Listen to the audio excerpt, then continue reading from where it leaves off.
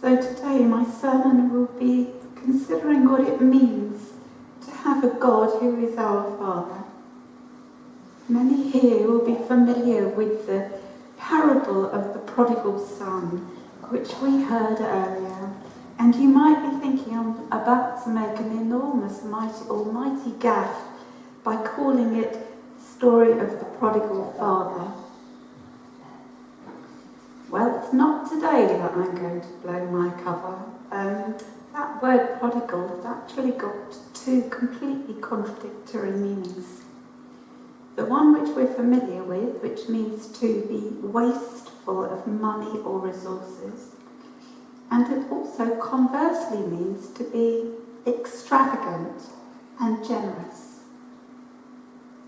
Well, when we hear this story, we usually focus on the young man, the prodigal son, how he behaved very badly. But eventually he realised what a dreadful mess he had made of his life, and he returned home, asked for his father to take him back as a servant. He didn't feel worthy to be called a son anymore. But the part of the story that would have shocked those who heard it that first time is the next bit.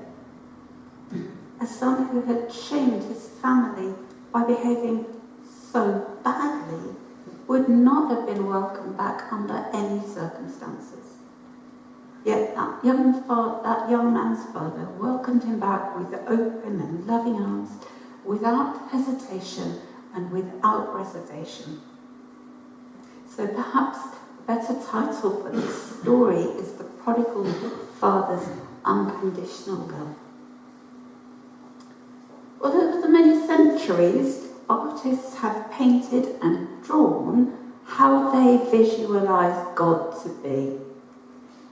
And I'm going to show you now some images, please, Kathy. So, like these early cave paintings, which are found in Cappadocia, which is modern-day Turkey.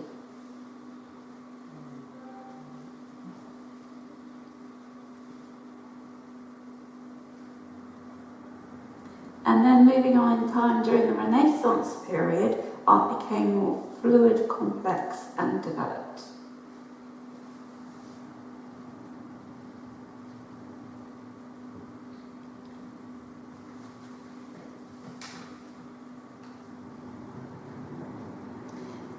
And then contemporary art, well, that's another whole ball game, isn't it?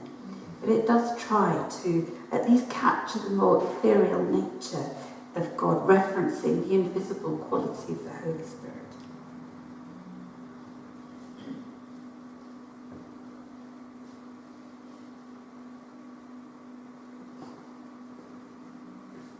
I haven't included the ones that frankly just make your brain explode, because there's some really weird ones out there.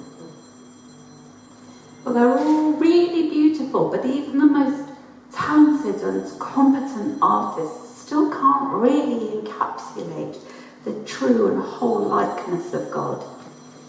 And how could they? We haven't seen him. Last Sunday, our church children were asked to draw what they thought God looked like.